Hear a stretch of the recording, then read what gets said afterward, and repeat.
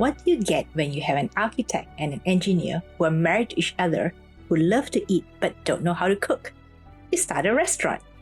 That's today's episode, and it's all about the food business, and you're listening to Season 2 of the Womenpreneur Asia podcast, and I'm your host, Krista Good. Through Womenpreneur Asia, I hope to bring you stories of inspiring yet down-to-earth women in business across Malaysia and Asia. This episode is sponsored by Reebok Studio. In this episode, I spoke to Michelle Yeo, who is the co-founder and general manager of Dandy Modern Food in Penang, Malaysia. They have 2 outlets in Penang, with the third coming soon for Kuala Lumpur. Dandy is an all-day casual eatery, bakery and cafe serving a massive 150 items on their menu. These contemporary Mediterranean dishes include pastries and desserts. What's interesting is that Michelle and husband Jamal were already running a security systems business when they had the idea to start a food business. Over the last few years, they have successfully captured a slice of the market that is interested in healthy food that is prepared right in front of them in the open kitchen. Dandy is also innovative in its marketing as well as menu creations. And get this, Michelle has her mother in mind when she creates menu options with a kitchen crew, and you have to listen to find out why. Now onwards to our highly fun interview. Welcome to the Womenpreneur Asia podcast, Michelle. Thank you, Krista. Thanks for having me. So, Michelle, today is a working day and a busy day for you. But what is your business, first of all, so that at least our listeners will know what business you are in? Okay. I run a F&B outlet. So I spend most of my time in working for my restaurants. At the same time, I do work on some marketing as well for the social media for our brand, and as well as for some other smaller brands that we do in Australia. Yeah, so that's basically what I do. Yeah. Okay. So tell us a little bit more about your restaurants. Okay. So my restaurant name is Dandy. So we are based in Penang-born brand, although I'm Sarawakian from Sarawak. So yeah, that's a long story. Okay. As a proud Penang brand, we bring in the Mediterranean food to the local. So because me and my husband both started this business, so we both love the Mediterranean, the spices and everything, which we feel we can't really find it in Penang. So that's why we bring it in and introduce to the locals. And tell us a little bit more also about your husband. Was he the inspiration for this brand? For Dandy? When people talk about Dandy, people thought he is the dandy, but the dandy spirit is to be bold and attention to the details. And my husband is exactly this kind of personality. So he wears suits, even it's 38 degree outside. Every day he is wearing suit, and he presses his shirt really well. So yes, he has the spirits of dandy, but the dandy, it's all about growing the restaurants in Malaysia and to uplift the hospitality standards in Malaysia. So we host a lot of young talents, cooks inside our restaurants, and in hope that with their creativity, we can, run dandy dreams together. Okay, so there is a dandy spirit and idea around the restaurants, right? But in your case, what do you specifically do in the restaurant? I know as a co-owner with your husband, you do many things. But what specifically are your roles in the restaurant business? Oh, I'm more on the operations, and my husband is more on the overseas of the things. So I'm all over. So in a different stage of the business, I'm in a different position. Like right now, in this particular moment, I'm more on the marketing side, and sometimes I will help with the operations. But when we first started Dandy, I was the service crew. I was even once the kitchen crew. I'm the barista. I'm also the barista now, and also I'm the event coordinator. I'm everything. Yeah. So at different stage of the business, I'm in a different place. Okay. So when did you start Dandy? We started Dandy officially. We opened the door welcoming our guests on 22nd July 2017. But we actually started Dandy, I think, 2016. Yeah, I think March 2016. That's where the idea of the Dandy born. So since 2016, we've been working on it. It took us about one year and 3 months before we opened the door. Okay, why did it take you that long to finally open your doors to the public? Okay, me and both my husband both founded Dandy together. So I'm an architectural background, he's an engineer background, and we both are just foodie. And he is a very picky eater. I'm big foodie myself. So we both doesn't know how to cook. I always knew that I wanted to open a cafe, actually not a restaurant. So since young, I always dreamed that I have my architect firm on the second level, and then on the ground floor, I will have my nice, cozy cafe where I can, take away my really nice coffee and continue my day. That was the dream. So when we first started the idea, it started with a very little cozy cafe, and then with our spirit, more is more, and we started to think bigger and bigger.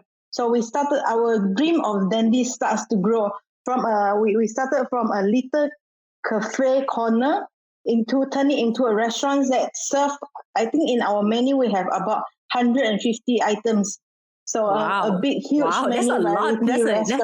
That's a lot of things on your menu. With that planning, and then because as we say, we are not from the field, so we don't know anything. We don't have any clue about the kitchen equipment, the exhaust hood, the exhaust fan. Yeah, so, and we are both not from local as well, so it takes us some time to get all this done. So in that case, did you also have a hand in designing the interior? Yeah, yes.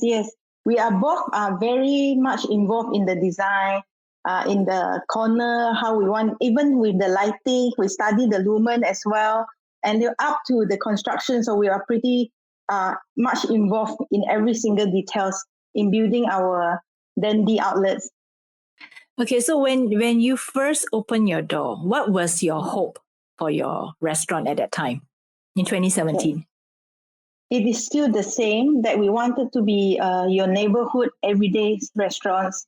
Therefore, in terms of our price point, our variety, our portion, it has to be suit to the local, and then also it's not too heavy on the pockets. And then, but at the same time, it has to be quality food that you can eat. You can visit Dandy maybe 2-3 times per week. We personally eat dailies in Dandy, so we wanted to be a restaurant that you can come here every day and you don't feel that it's not good for your health, it is not healthy, or it is that a few varieties, so that you feel that, okay, I know what's the menu. Okay, that's all. We will come to Dandy to have burger. But when we designed the restaurants, we wanted to be like, okay, today lunch, I feel like I want to have sandwich. So we have sandwich, and then maybe today I want to have a little bit something a bit lighter, so that we will have a nice selections of salads and coffee and so on. So it has been the same principle since the day one, that is to be your everyday restaurants. I know that for a fact because I myself have eaten countless times at Dandy, and yeah, every time I visit your outlets, I must say, not outlet, which has since expanded to another one, is that there's a variety. And I like the fact that you're constantly innovating and bringing in new items and fresh new things, that constantly kind of, make people feel like, oh, I want to try this and I want to try that. And especially, I would say, the desserts that make people feel very happy when they look at your dessert counter. Yeah, I know. I remember that you like our pavlova, right? The dessert. Yeah. So it's one of our signature. Yeah, thanks, Krista has been with us since day one. I remember the first day opened the door, you and the chef, Chef Pearly, came to visit us. So yeah, that was such a nice memory. Up till today, I remember like even all our team member can also recognize you already. Yeah, I think I'm that regular at your restaurant.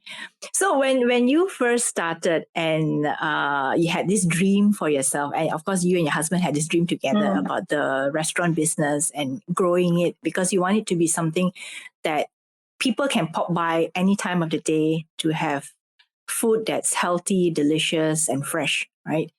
And but I'm sure that was definitely that is happening. But I'm sure in the beginning there were challenges or there were certain things that needed to be improved and all that. Were there any, before you open your doors or even when you open your doors, were there anything that you had to figure out on your own or do on your own? Of course, besides the marketing, I'm sure you're very, very much involved in marketing. But were there other parts of the restaurant business that was challenging? I didn't know about it until you got into the restaurant business. I think it will be staffing. Okay. In F&B, there is a very high turnover for the team member. So when a team join us, they require quite a long period because our menu is quite huge. 3 months training before they can actually stand at the stations alone by itself to run that particular station. So I remember on the day one that we first opened the door, we didn't manage to get a barista. Okay. And then I have to be the barista and I have no clue of how to make I know how a perfect cup of latte tastes like.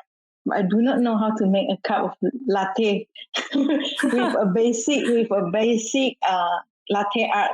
So I remember when the order came in, the first order that I made was caramel macchiato. And I actually squat down and Google what is the recipe of a caramel macchiato. So yeah, since then, but now don't worry, I'm already professional trained and I can make a really good coffee now. Yeah, Okay. so I would say the biggest challenge that I didn't expect would be the staffing. But I also consider ourselves is quite lucky that most of our team members stay actually very long with us. I think we are 3.5 years old, turning 4 years old. So we have team that stay with us since day one, and we also have a lot of team that stay with us more than a year and above, which is not so common in the F&B market. Yeah. So then my question would be, what is the secret of your success in keeping your staff? There must be something that you're doing right. Yeah. I feel that it's the culture, it's a company culture. So we are very close-knit team. We know each other. Even if we have, I think at most when we were at our peak, we have 50 full-timers, but we remember every single of our team members, and we just get together. We always gathering. We always have session together. We spend. I think we spend enough time with our team, make them feel that their hard work is being appreciated. Because in this F&B line, it's a long hour shift. Sometimes they work 12 hours to making others happy, but they don't even have a minute to feed themselves.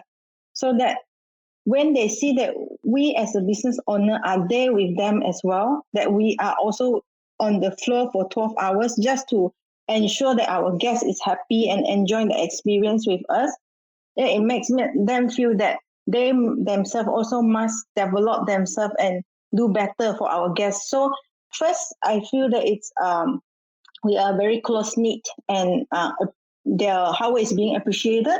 Second would be when our regulars come back, like yourself, Krista, and when you guys tell them that how much you guys enjoy their food, so that it makes them feel the sense of belonging. And also third, when we first designed the outlet, it's an open kitchen, so that we celebrate them. They always, the guests recognize them, the guest knows their name.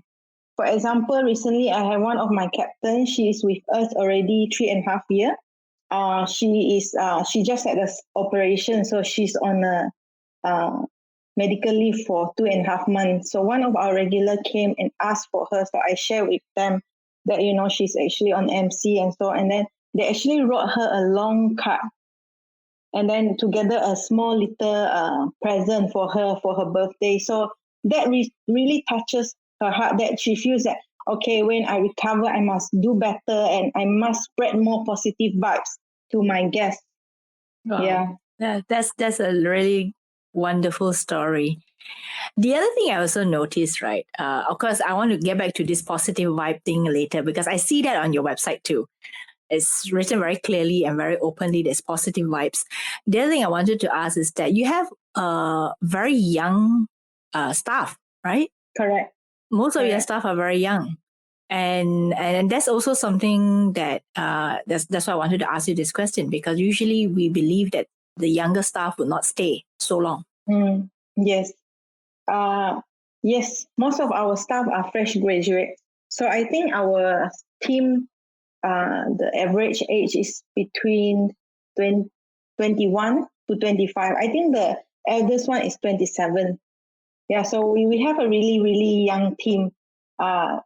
I think I shared before, like this is what the Dandy Dream is. Dandy Dream is to create a platform for local young talents to, to a place to showcase their creativity.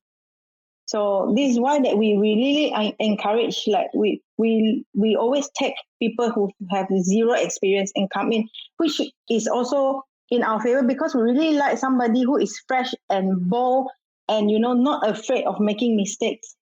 So that when we come in, then we will have different other creations that different vibes that we can deliver to our guests. Which also plays right into your dandy spirit, right? Correct. So let's talk about the positive vibes. I wanted to address that a little bit because I see that plastered onto your website and even in your restaurants itself. There's this very happy vibe going. How do you continue to ensure that that vibe stays on day after day? Because like you said, the restaurant business is tough. People do get tired at the end of 12-hour shifts, right? Yeah. How do you boost that positive vibe, especially among your team members?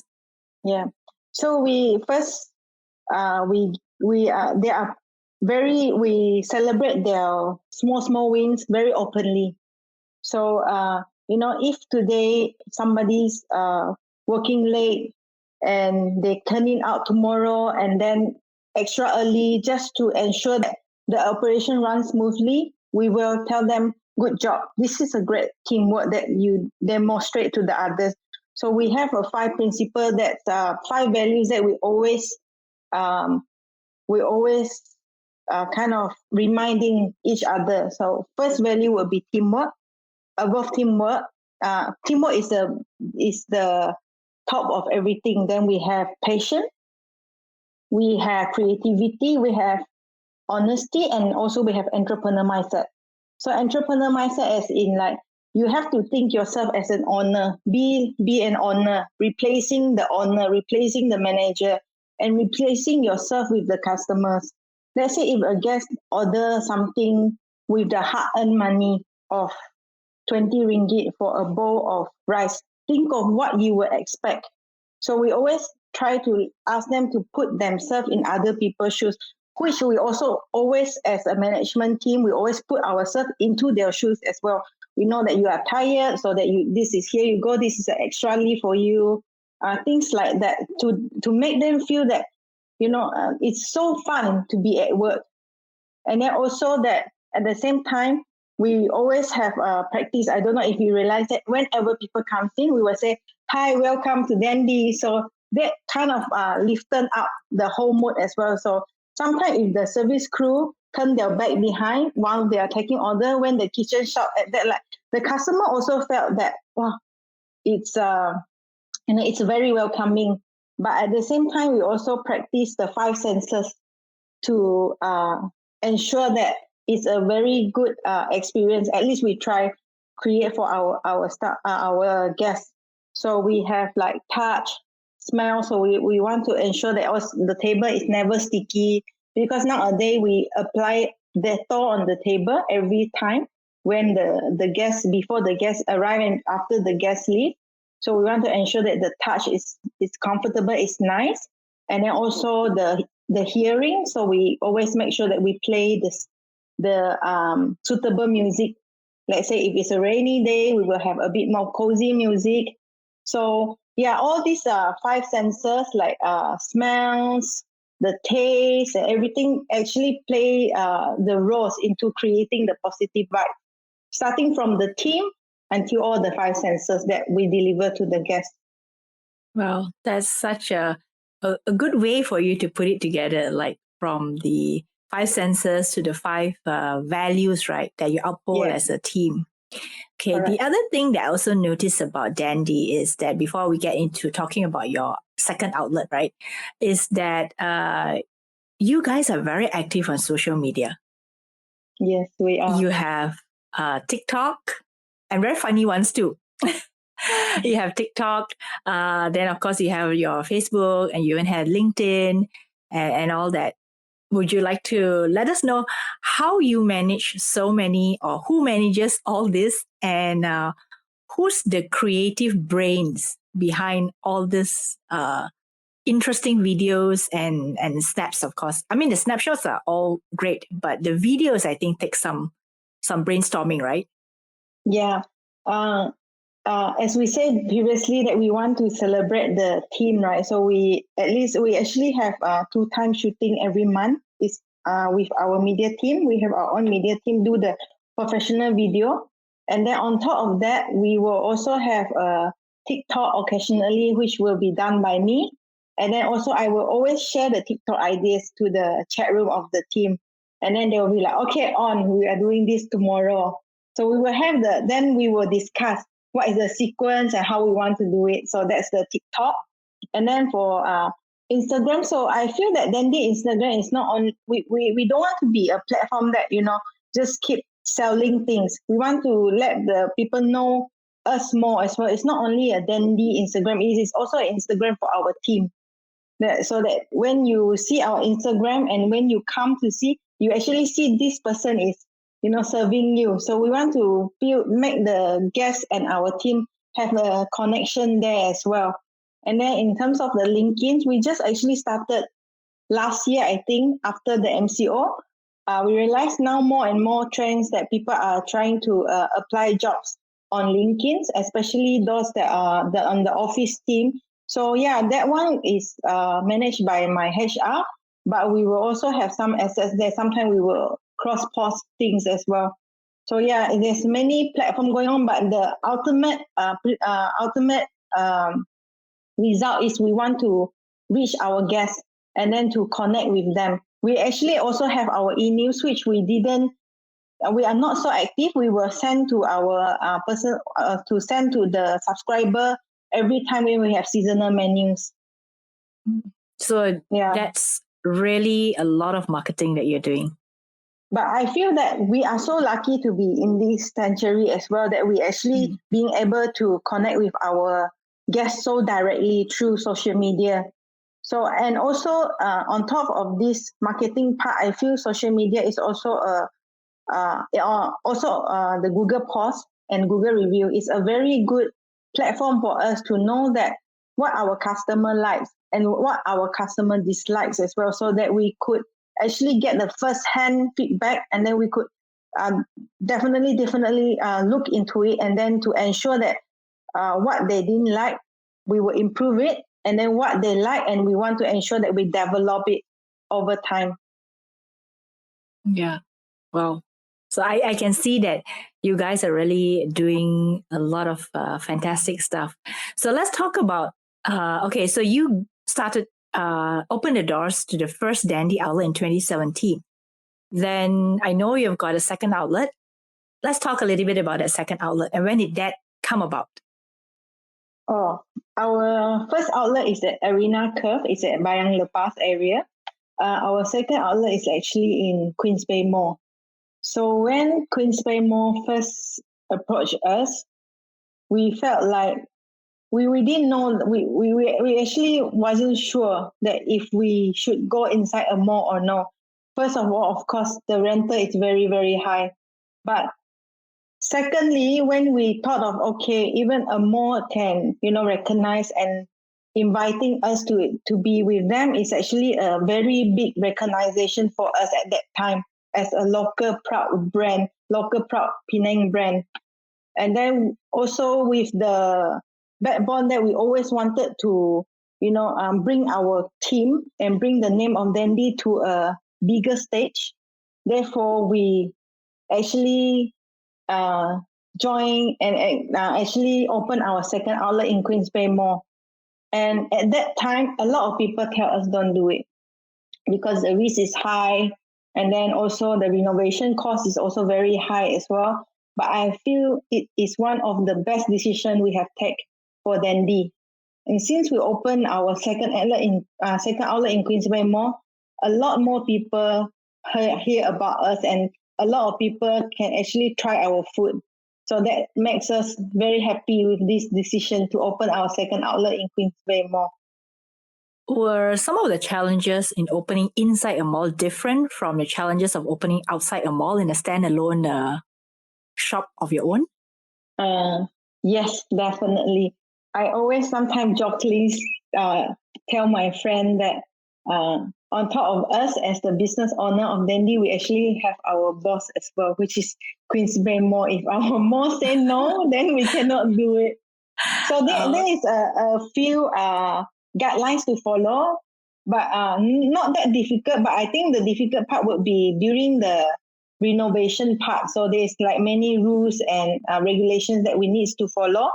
But I think after also like design approval, and then even the way how we want to put our kitchen equipments, they are very much involved as well. But understandable because it's a mall, so we have like thousands and millions of people inside, so we have to ensure all the safety and everything is matching the local authority requirement as well as BOMBA. So I feel that was a very big challenge during the renovation period. But I think after the renovation period, which is now the operation time, it's actually very good to be inside the mall. The reason being that the mall is also quite supportive in terms of marketing. So sometimes we collaborate and to attract more shoppers to come inside the mall and also to dine with us. So I feel that the advantage is much more higher than the disadvantage to be inside the mall. But yes, the rental is much more higher than a regular standalone outlet. Okay. So if there's another invitation to be in a mall again, another mall, would you take up the invitation? Yes. Yes. Without hesitation. Yes. Without hesitation. I think another disadvantage to be inside the mall, not is the disadvantage, is during the COVID period.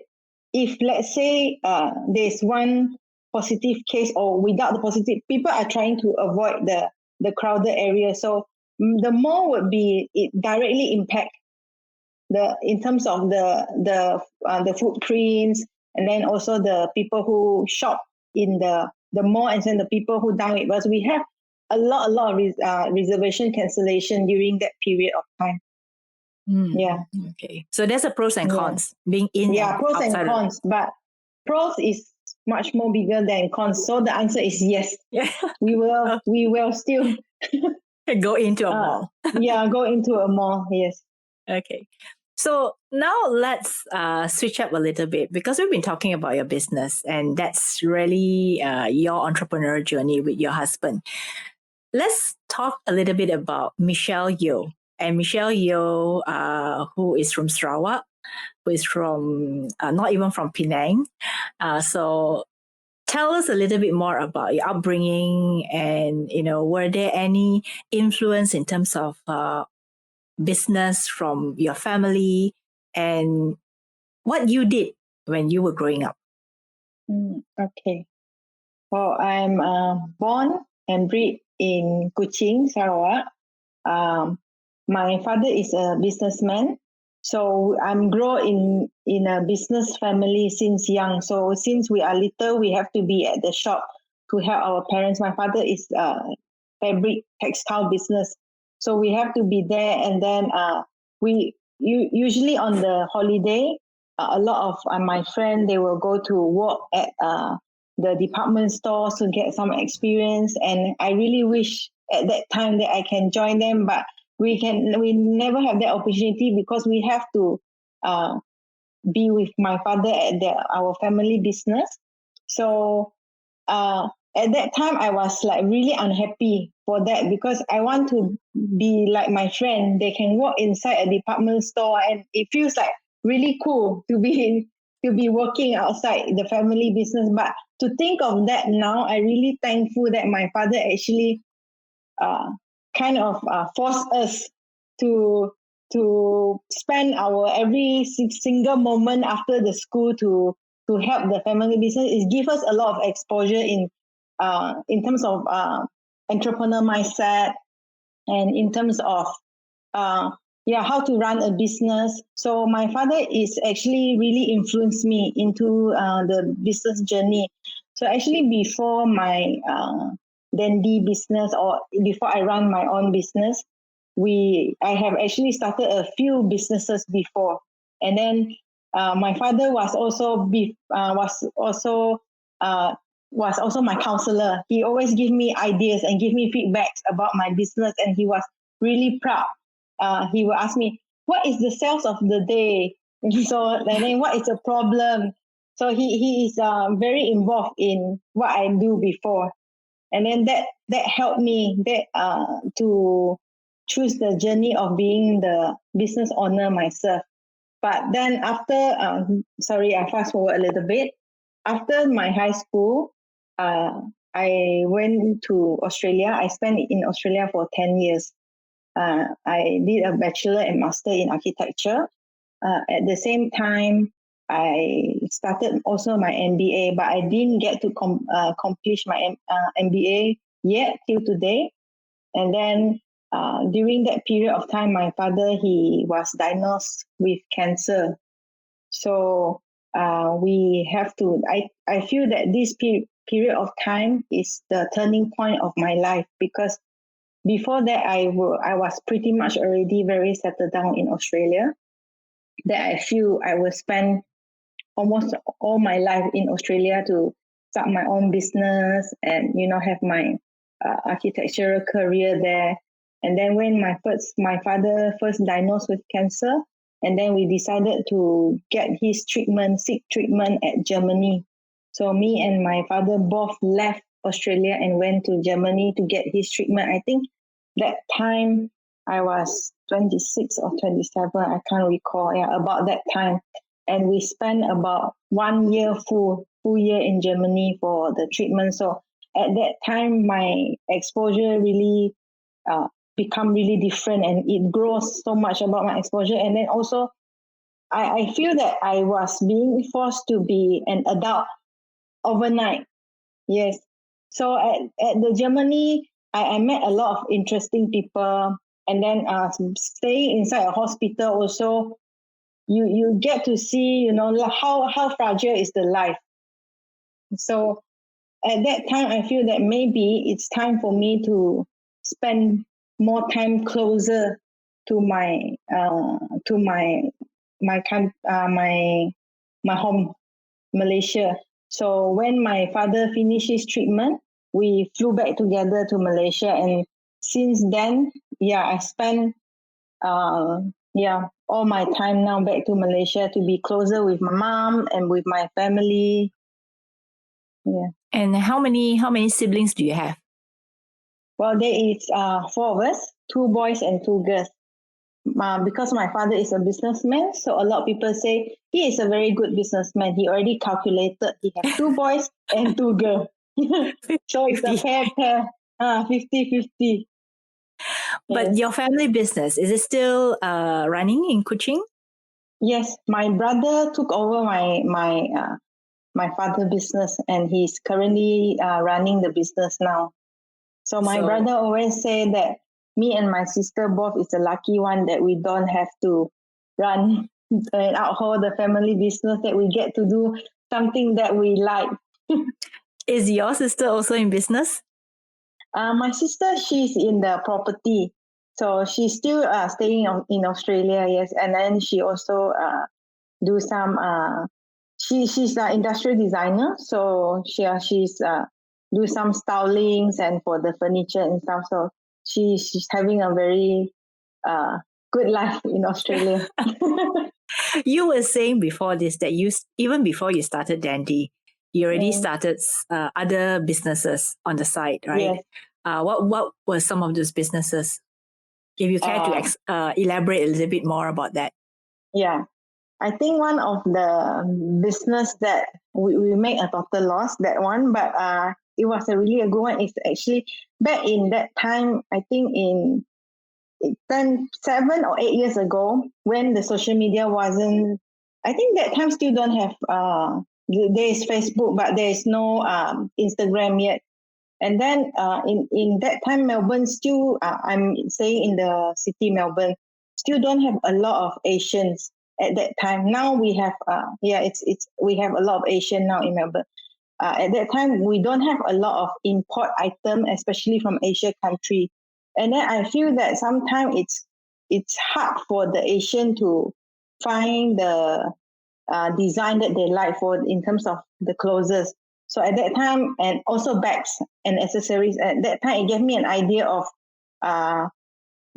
importing from Thailand and then selling it in Melbourne. So that time, in the first two visit, I actually went to Thailand together with my father to pick our supplier and then to choose the design and then the style and then the collections for my that my outlet my business last time. The name is called Butter with Milk.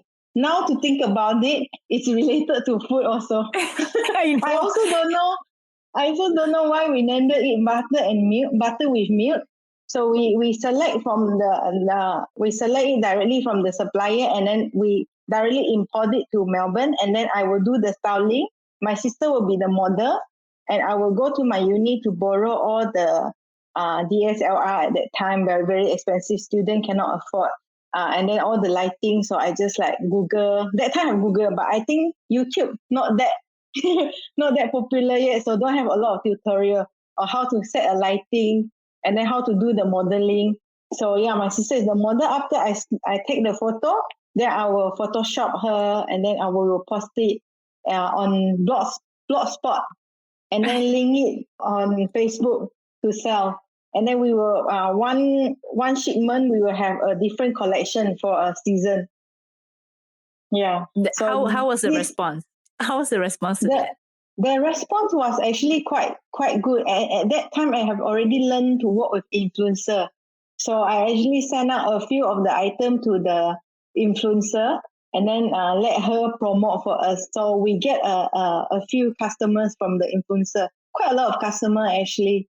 Yeah, the response was good, but I didn't get to continue the business. Is because after that, my father was diagnosed with the cancer, so I have to stop the business. And I have a lot of stocks at my warehouse. And at the end, we donated all the stocks. But this is one of the most recent business that I do before Dandy. But before that, I do also graphic design. So I design property brochure as well for some of the property agents in Melbourne. Yeah, all sort of things. You know, it's nice to be young. When you are young, anything is possible. You don't think about the cost. You don't think about anything. You just go for it.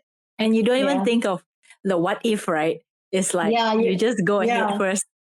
Yeah, correct. Now it's like when you a little bit older, you have more responsibility and you have to calculate the risk. When you are younger, there's no risk. I don't even know that if we are going to make money or no. We just directly fly to Thailand and select the stock and import. Yeah, but it was a very good learning curve. Yeah. So I can see that you really are very entrepreneurial, even from young. I mean, of course, working in your father's business, but then even in Melbourne when you were with your sister and doing all kinds of very interesting, and then of course the name is interesting, like butter with milk, right? Is it butter with milk? Yeah, correct. I remember that time when we were having a problem in reaching more crowd. What we did is we I don't know. Last time they have like birthday. Facebook have a birthday reminder. We'll post it on the page. Okay, this will be your birthday coming out soon. So we will go to stalk every single friend's mutual friend, and then we will type to her. We will write to them on the post and say, "Okay, congratulations, your birthday is coming out. You entitled 10% discount from butter with milk on your birthday." That is so creative. But that's so quite cute. That's quite cute though. And then my sister, every day she has to wear the whole, all her entire is all butter with milk products. So she has to wear. If today we launch the skirt, the next day she will wear the skirt and bring the butter with milk back to the school. And her friend will know that, oh, okay, this is a new product. And then she will introduce to her friend. Yeah.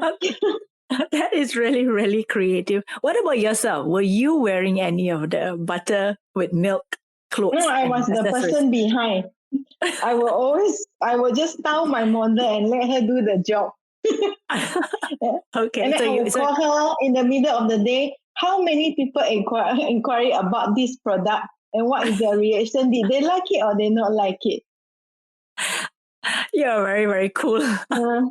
So you've always been like, I would say in a way, the director. To direct certain things to happen. Me and my sister works very well as the team. Yeah, my sister is the person. She used to be the operation part. I'm used to be the one that oversee the thing. But right now, I'm the one who runs the operation.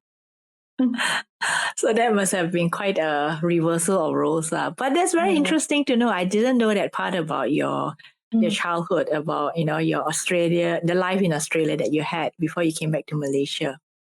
So after that, when you decided to relocate to Penang, that's when all these food aspirations came about.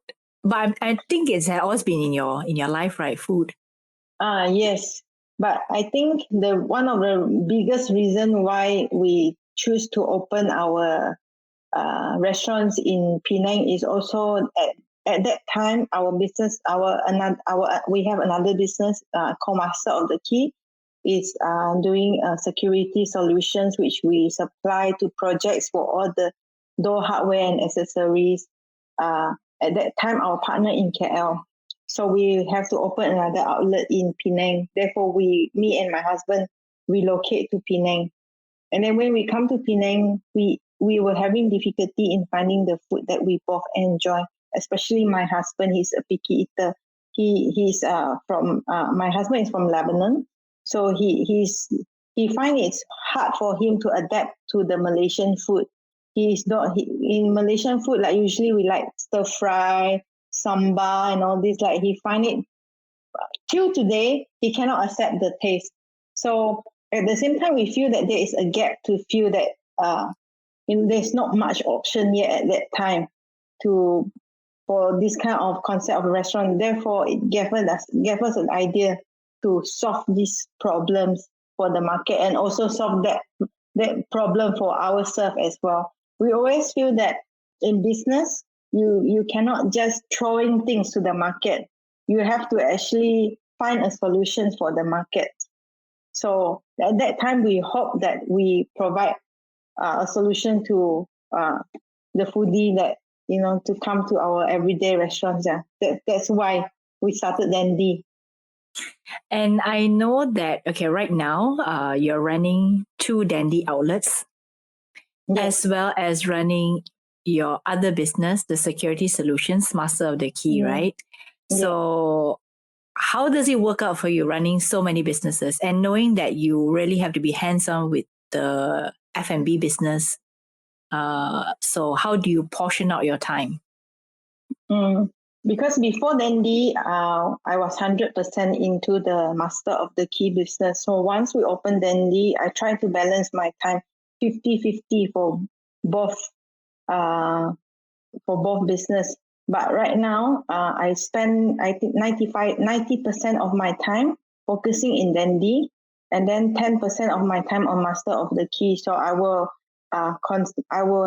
be the consultant for my team when we have project, And when they have created the quotation, then I will run through together with them. So I spend much lesser time now in Master of the Key compared to Dandy. The reason being is Dandy is a very bread and butter business. It's a very day in, day out business. It's like so many things is involved. But at the same time, sometimes I find myself also it's quite hard to twist and to think technically.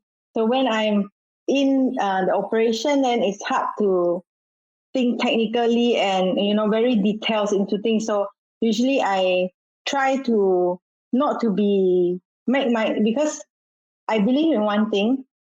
The owners have to really enjoy in doing the things in order to be able to spread that enjoyment and that excitement to the team.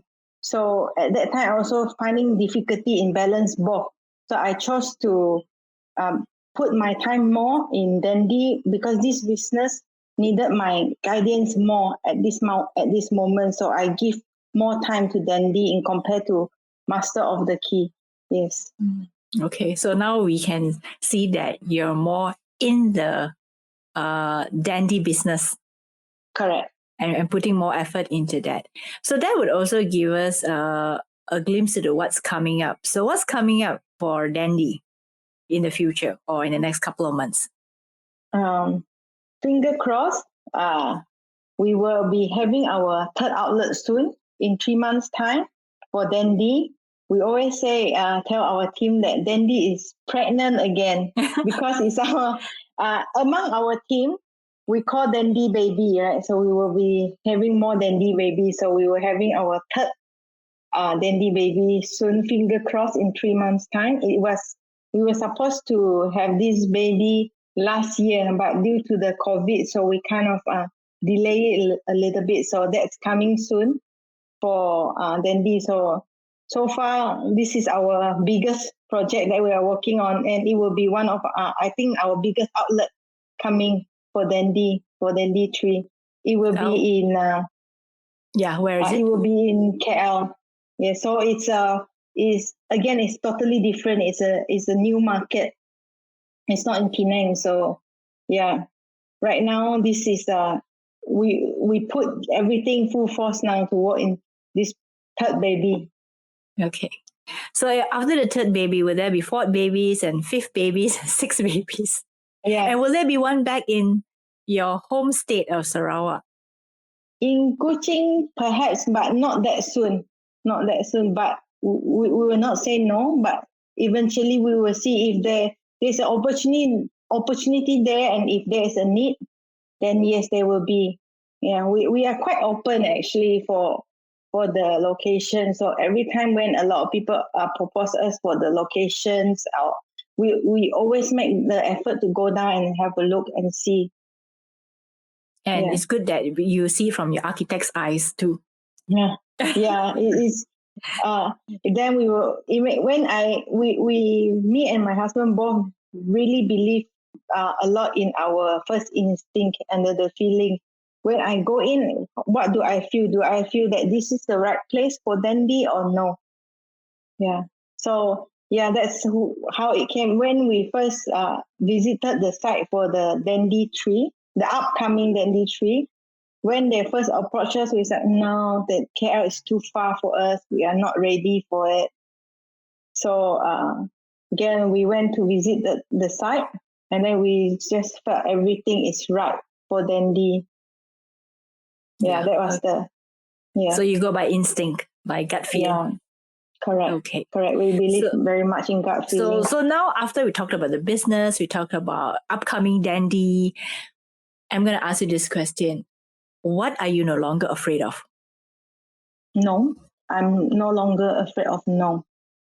I feel that rejection, I was... If last time, if anybody tell me no, it means no. But now no means there is a possibility of yes. So actually this one is also very much influenced by my husband. He always asks me, how many % you think this is possible? Then I will say, maybe 5%. 5% to me, it means zero. He said, if this is 5%, means there is still a percent. 5% will go hopefully to 50%. So after a while in the business and in the F&B, yeah, I take rejection as a source of motivation now. That a no means eventually, hopefully, I will turn it into a yes if we want it and if we work on if we work for it. So your husband sounds like a very optimistic person. Yeah, he is. Therefore, he is the person who oversees the thing. Because sometimes when you run the operations and you can't to get too attached to the thing, so we need somebody from outside the operation to actually tell you to tell you, hey, actually you must take yourself out from this position and try to look it from this angle. It's actually not that bad at all. So that's where your cheerleader is. That's where your yeah. Okay, then how about what's the craziest thing you've ever done? Opening an F&B outlet. I never would have expected that, but an interesting answer. Yeah, because like for both owners that don't have any experience in F&B, and F&B is actually a very capital intense business that you got to put in a big chunk of money without knowing it will work or not, because one right doesn't make the whole thing right. You have to get 10 rights to make the experience right. So at that time when I first started the F&B business, I actually didn't inform my mom because I know that she would be so upset from me from jumping from the architecture field to F&B. And then also my mom, she is a devoted vegetarian, so she don't really like us to have a restaurant that is not vegetarian. This is also the reason why I have a lot of vegetarian option in my menu as well, so that I want to ensure when my mom visit us, when the vegetarian visit us, they are not excluded. Okay. And when we first started the business, she asked me, she actually didn't ask me, she asked my sister, can you check with your sister whether if she and her husband is facing financial difficulties? Because back in her mind, restaurant to her is the owner do the stir fry and then wash the plate behind the alley. There is that kind of thing that she imagined. But actually, F&B is running a restaurant is beyond that, right? You've got to have a dishwasher. You have to invest a lot of money in the equipment and also in building the team. So I feel that there is a very daring for us to actually jump into this business. And we really happy that we took the big leap, that we trusted our gut feeling, that we started Dandy. Yeah. So that's the craziest thing you've ever done. That is the craziest thing, to actually open an F&B outlet and trying to open up more outlets. Okay, what about a person who has had tremendous impact on you and your life? It will be definitely my father. So my father gave me a lot of perspective in business, and also I learned a lot from him by seeing, because last time when I was young, I see why in the night my father is not sleeping, but he is like doing the accounting, and he's like all the time he is, you feel that his shoulder is heavy. And then now that I understand that to be a business owner and to be a leader, there is a weight that you carry. Be above you. There is the livelihood of your team. So she always taught me that when you do business, you must have trust. You can never run away from any debt. You must always pay rent on time. You must always pay salary on time. This is the must. You must put the others and your responsibility first, then yourself. So just like the book by Simon is called The Leader Eat Last. So my father is a hustler. So he teach us to be a hustler as well. So that, sometimes when the in our outlet, if the floor is dirty, we will go down to mop the floor as well, because there is no difference between a service crew or the business owner. So as long as it keeps the business running and keep our guests happy, that is our ultimate goals. So this is what my father taught us. One wonderful, wonderful principle for life. Not only for business, but also for life. Okay, what about an unusual habit that you have, if you have any unusual habits? Unusual habits. That's a tough one, because I think my habit is quite common. I have one of the habit is I love to binge watch. If I watch, if I find any interesting show on Netflix, I will spend the whole night to finish off. I must finish off the series. Yeah. Which means you're not sleeping. Yes. Okay, so that's not really unusual habit lah. So that I think that one is pretty common for people who can't wait to get to the end of the story. Yeah. Okay. So we've almost come to the end of our interview, but before I let you go, I'm going to ask you this question. What's the one key takeaway that you want people listening to, or our listeners to remember as a result of hearing you talk about yourself, your business, your entrepreneur journey? What would you like them to leave with? What kind of insights or advice that you have? I think I will just share about the recent pandemic, what I have learned from the COVID pandemic. So it actually teaches us to be adaptive. So before the pandemic COVID, we actually refused to hop on the delivery service. We feel that the best way to enjoy our food would be coming in to our outlet, and then that would be the most hygiene, the best quality, and the best temperature to actually enjoy our food, and at the same time get to connect with the team. But then during the pandemic, during the MCO, then all the F&B outlets has to close, and we have to also adapt ourselves to be. We only left two choice: to stay open or to be on the delivery platform. So in the beginning, because we entered the delivery late, at that time also they have a huge influx of requests and application to apply. And actually, in the whole F&B outlet, so many people apply daily that they couldn't even have enough device to supply to the market.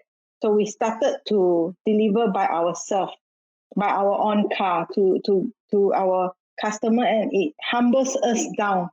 That in order to sustain the business, we really have to adapt with the situation and don't be afraid of what is in front of us. As long as we keep moving, and then every single little step that we take and we initiate, it counts. And then up to today, we are so thankful that with so many supports for us, because we stay open during the MCO, because we adapt ourselves and to choose to be on the deliver. This is just an example, to be a delivery platform, and then also keep on upgrading our takeaway, because before that, as we say, we don't have any takeaway delivery service. We also don't spend much and don't put much thoughts inside the takeaway packaging. So now we think more, and hopefully in the road of the future, we will go into more sustainable way as well, more sustainable packaging in terms of the takeaway. So I feel that in this century, we have to stay adaptive and have to stay open for any changes. And if we maintain this kind of attitude, I think there's no other, with another COVID or anything that bigger than COVID will not break us down, because us, if we willing to take the change and take the challenge, everything is possible. Yeah. Wow, that's a good one. I didn't expect that. Because I always thought that you're always on the in the delivery apps and doing deliveries. Yeah. So was that a major change? I mean, like, really have to really embrace delivery as part and parcel of the business. Yes. And also another reason why we refuse to be on the app is because they took a very big amount from our total bill. But at the same time, we feel that it's okay because this is how people dine nowadays in the lifestyle of how we all live in the day. It has to be fast, and sometimes you just can't take an hour to come to our outlet. Let us come to you. So yes, it's definitely yeah. Sorry, I actually forgot your question. No, I said this is like the way you embrace change, right? Yes, I mean, it was something that you didn't want to because you wanted people to come in and enjoy the food fresh. Correct. But this is how it works, right? Yeah, even now you see all the mamas, they are all on the delivery apps already. So it has become the norm. So if a lot of people, if they refuse this change and they refuse on this platform, they will slowly, be out of the market because you just not adapt into the new needs of what the market wants right now. So we have to embrace the change. Okay. So final one is, where can people find you or connect with you online? You can find me on the Instagram, or you can always visit our outlet. I'm always in my outlet as well. Either outlets in Bayang Lepas, Dundee, or at the Queensway Mall ground floor. Or if when your third baby is up and running, you'll be in KL. And running. Yeah, so I'll be splitting myself into two, Penang and KL. Yeah. So thank you so much, Michelle. It has been such a wonderful interview. I loved your honesty in talking about the difficulties of running an F&B business, but I also see that you enjoy the role very much, even though you have to sometimes double up as the barista or double up as service crew and do all the hard work when some of your crew are not around. But yeah, I love the idea that both you and your husband are so optimistic and so excited about the food business. And I wish you all the best of luck. Thank you, Krista. Thank you for having me today. And I really enjoy myself in this session. Okay, thank you. And you hope, before I hope that any one of you who listen to these sessions know one or two things more about F&B, and feel free to reach out if you ever pass by to Dundee and see me. Yeah, just say hi, and I'd love to share more. Yeah, that definitely, for sure, because I think most of the time when I'm at your outlets, I will probably see you busy doing a lot of the work around the restaurants and helping out your team. So thank you so much once more for being with me in this interview. I know it's been quite tough for you because being in a restaurant business, you have to split yourself in multiple roles and multiple parts to run it. But I'm glad you took time out for this. And I hope more people will get to know not only you, but also your restaurants and your food. Okay? Thank you, Krista. Thank you. Bye. Bye-bye. Thanks for listening to this episode. Get all the links and additional show notes on our website, womenpreneurasia.com. If you like what you've heard, please subscribe. It would definitely help me grow Womenpreneur Asia and have these stories reach out to more women and men. In next week's episode, I'll be speaking to Singaporean entrepreneur Eve Phua, who is in the beauty business. Eve is the founder of Believe Beauty Academy, where she helps women look their best using products by Mary Kay. She was the top in her personal sales for Mary Kay Singapore Sales Director category last year, despite it being a challenging year due to the pandemic, and she also manages her own team of beauty consultants. But more than just a business, Eve acknowledged that running a business helped her become a better mother and gave her financial independence.